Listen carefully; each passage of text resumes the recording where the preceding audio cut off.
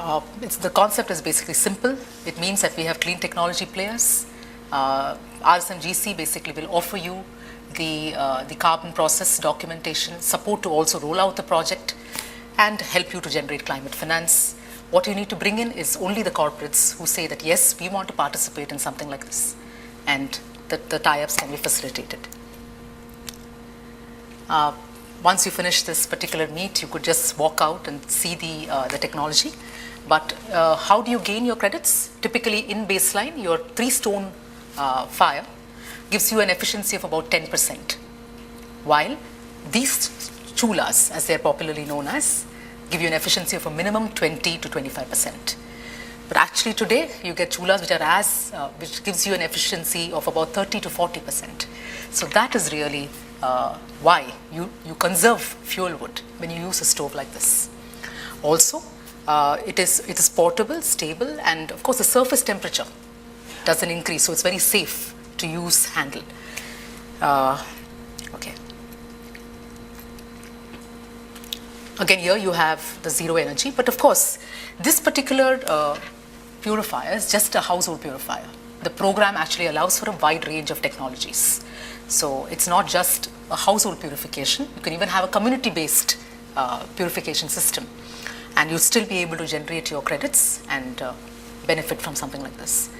I think the water has considerable potential, because I think that is really where a lot of India lacks, really potable drinking water. I think that is the challenge, and it would be worth your while to actually examine the benefits that such a project can bring.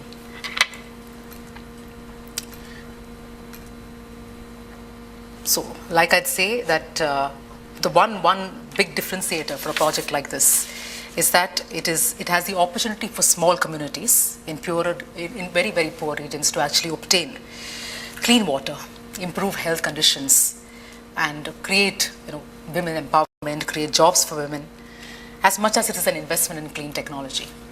It also helps to achieve the goal of actually linking private investors with communities and being able to facilitate and bring about change. Of course, it allows also for a community dialogue and consensus to be built for such a project to be rolled out, because I think that is extremely crucial for projects like this. It's not what we want, and it's not what the corporate wants to do. It's also what the community needs.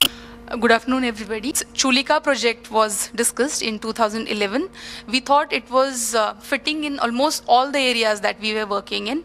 Why we decided to go in for this was that we first initially decided that we will roll this project in Vasin, which is in Shahpur Taluka. We are located, this plant of JSW is located in the catchment area of Bhatsa Dam, which is a very eco-sensitive area. We are also very near to the Bhatsa and Tansa sanctuary. So saving trees in that area matters a lot, not only globally for the environment, but very water source of Mumbai comes from that area. So energy efficient chulas would burn less fuel and thus cut less trees and save them, and thus it will be a useful thing for the environment, of course. And we also realize that it's less GHG emissions, of course, and mainly for us it was important because it would reduce the drudgery and time of women in collecting fuel wood, and thus would protect them from the eyes and respiratory smoke related hazards.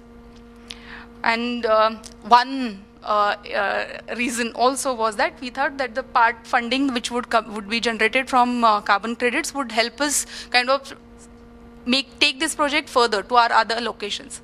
So initially when we were discussing this project, we were talking about 10,000 chulas. Eventually it came back to 5,000 chulas for Vasin in first phase, and maybe we would extend it later to our other locations in Karnataka, in Rajasthan.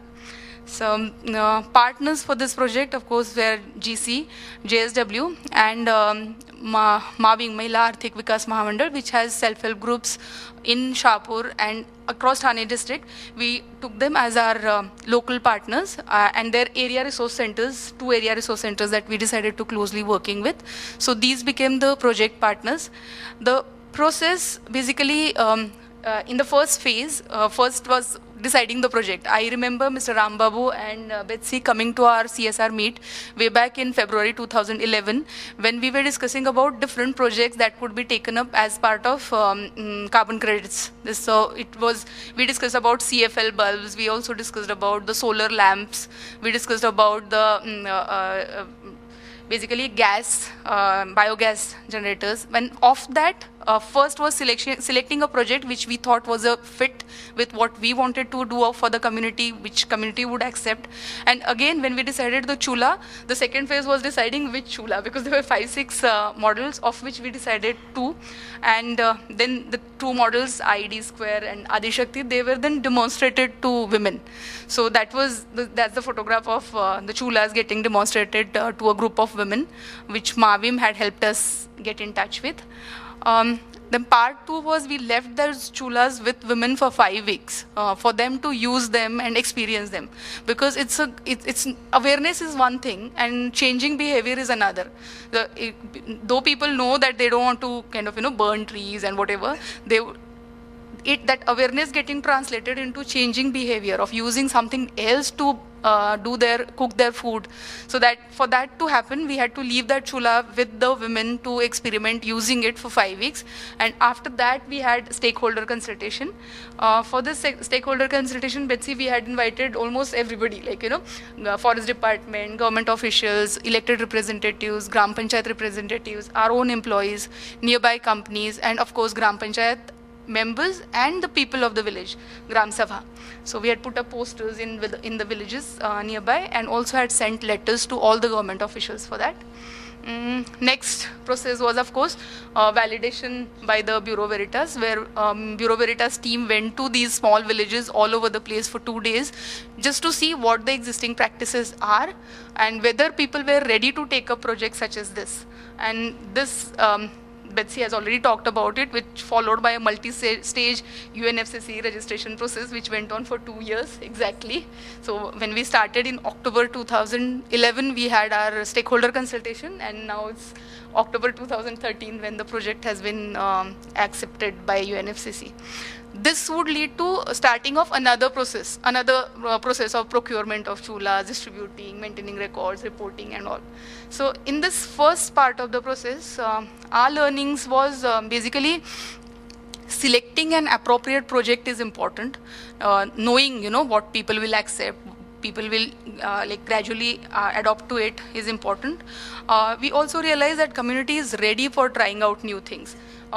For me personally, actually, I thought that probably people will not like to choose, shift to cooking practice which involves a small chula. Normally, there's a big chula where there are big utensils because joint families are there and all that.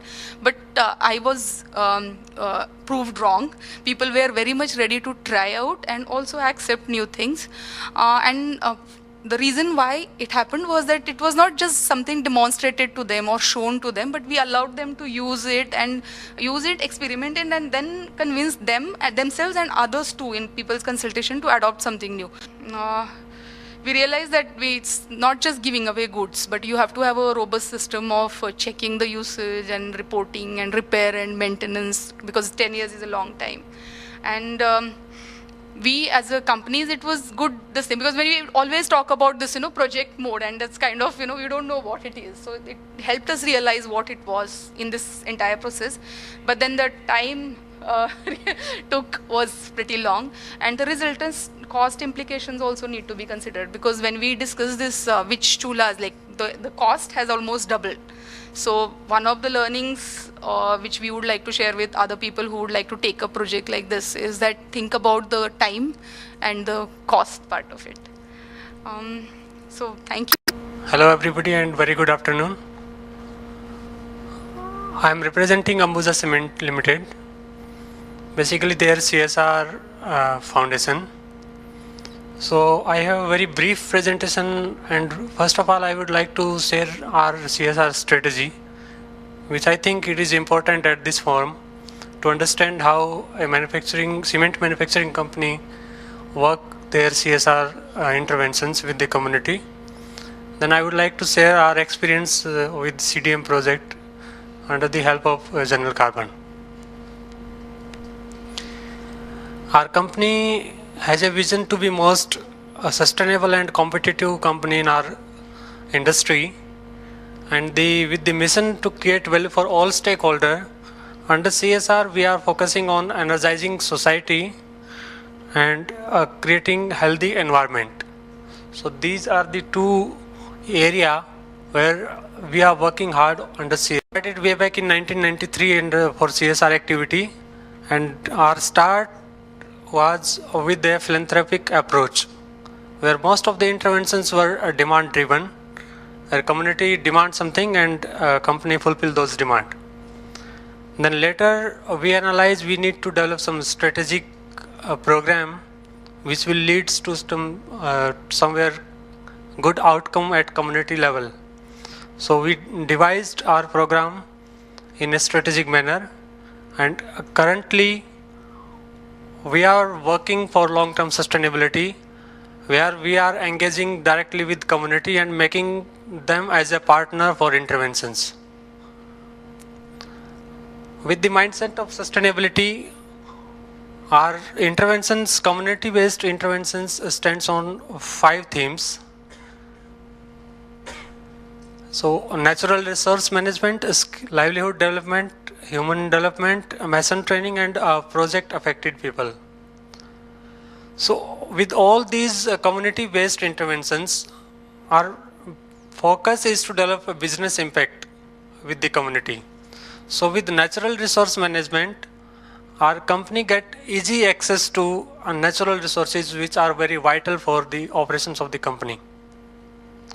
And when we do livelihood interventions for agriculture or skill based, these interventions help us to have access to very productivity and economically secure neighborhood.